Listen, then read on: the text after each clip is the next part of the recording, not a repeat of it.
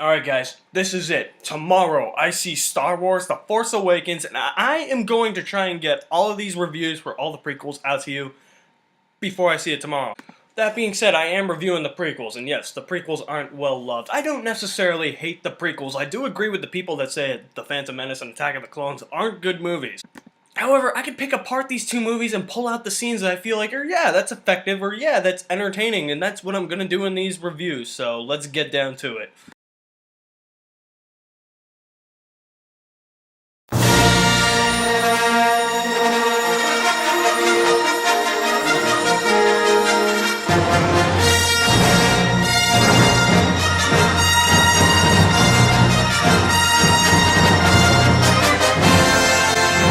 Star Wars Episode 1, The Phantom Menace.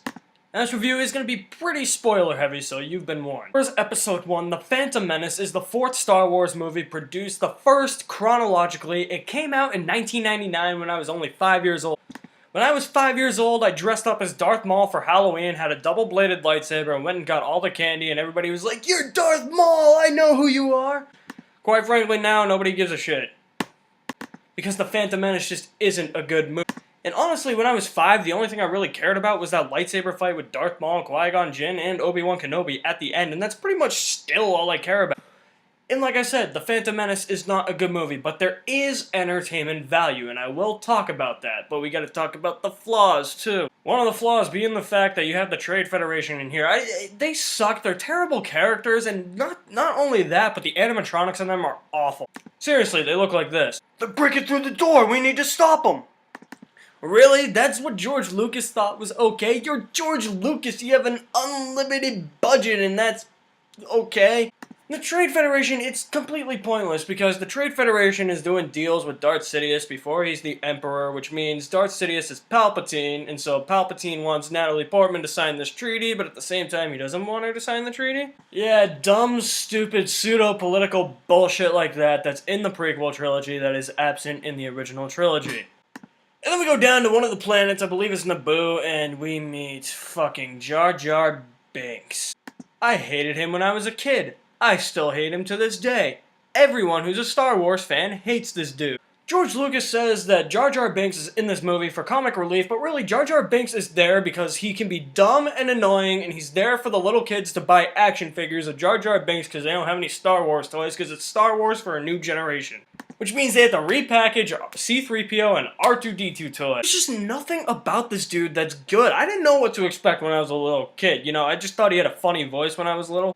But it's like, watching these movies now, this dude sets black people back like 50 to 75 years. He is like, he just sounds racist, and he is definitely the worst Star Wars character ever created. Oh yeah, Natalie Portman's in this movie. She plays the Queen of Naboo, and yeah, you would never believe that she would win an Oscar for Black Swan in 2010 after watching this prequel trilogy.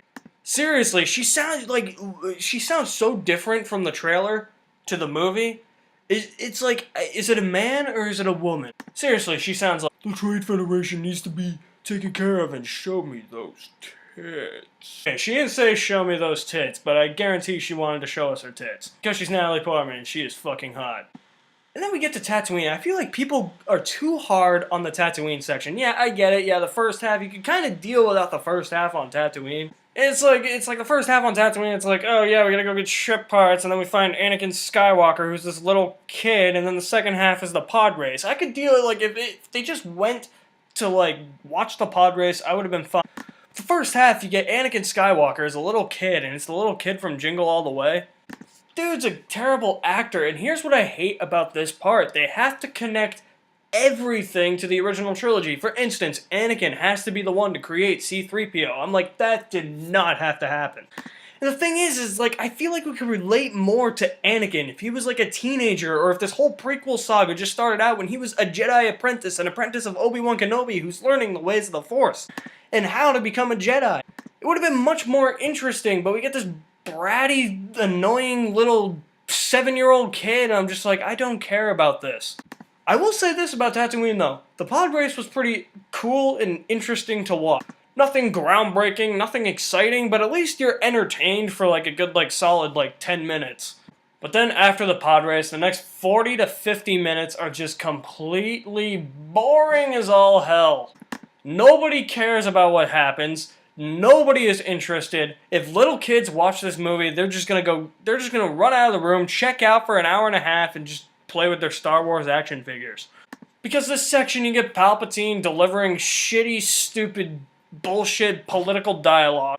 You honestly don't even have to pay attention. Last time I watched this movie, at this part, I was like, yeah, I'm just gonna go on my phone for 50 minutes. You don't miss anything, because all Palpatine is asking for is this. Oh, well, negotiations and power. I want power. Give me power. That's the whole purpose of this 40 to 50 minutes. It's completely boring. It's bullshit. You're bored shitless, I swear to God.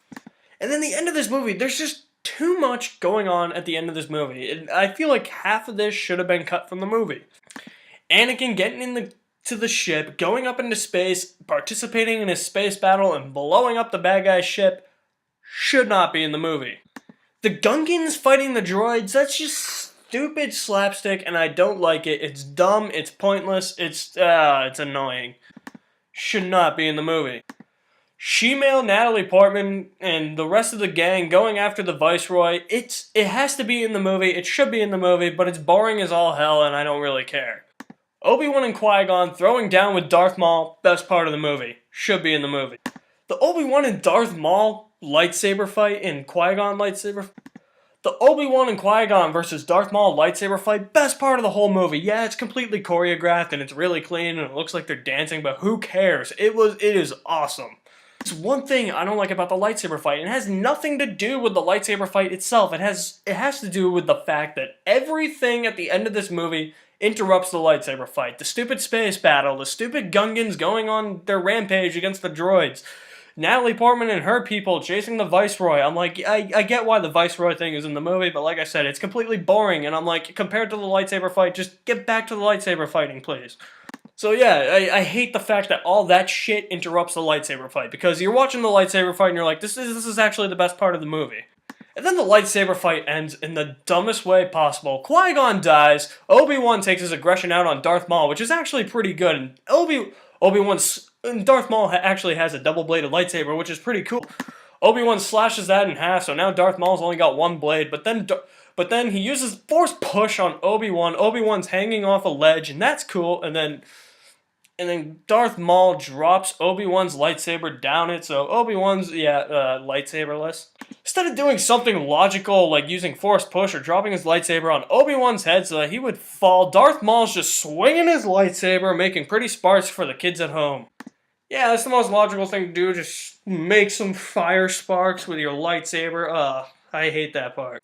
Obi-Wan uses Force Jump, uses the Force to grab Qui-Gon's lightsaber, slices Darth Maul in half, and that's the end of Darth Maul. Come on. At least until the Clone Wars brought him back, or Rebels, I think it was the Clone Wars. The fact that Darth Maul kind of just got taken out like that, I'm like, you're not really that good of a Sith, are you? And the conflict is resolved, the Jedi burn Qui-Gon's body, because I guess that's their way of doing it. Obi-Wan becomes a Jedi Knight, he takes on Anakin as his apprentice, and everybody's celebrating, and the credits roll, and that's the end of the movie. Guys, honestly, I really don't like the Phantom Menace that much. I can find enjoyment from it for the fact that it's Star Wars, but if it was its own standalone movie, I'd be like, this movie sucks. But like I said, I can find enjoyment in it because it is Star Wars, and there are scenes in this movie that I can pick apart and be like, you know what, that was pretty enjoyable. Well, maybe not the greatest scene ever, and not a really good scene, but it is enjoyment. But it is at least enjoyment. For instance, the pod race and the lightsaber fight, the two best parts of the movie. Everything else just kinda sucks. No way does this match up to anything in the original trilogy, and probably won't match up to The Force Awakens. Alright, so have you seen Star Wars Episode 1, The Phantom Menace? What did you think of Star Wars Episode 1, The Phantom Menace? I want some feedback, so drop me a comment in the comment section below. And for more news and reviews on movies, movie trailers, video games, and TV shows, find me on Facebook. Follow me on Twitter. If you're on YouTube, hit the big red subscribe button and welcome to my world. Try and get these out before The Force Awakens comes out tomorrow, so see you then.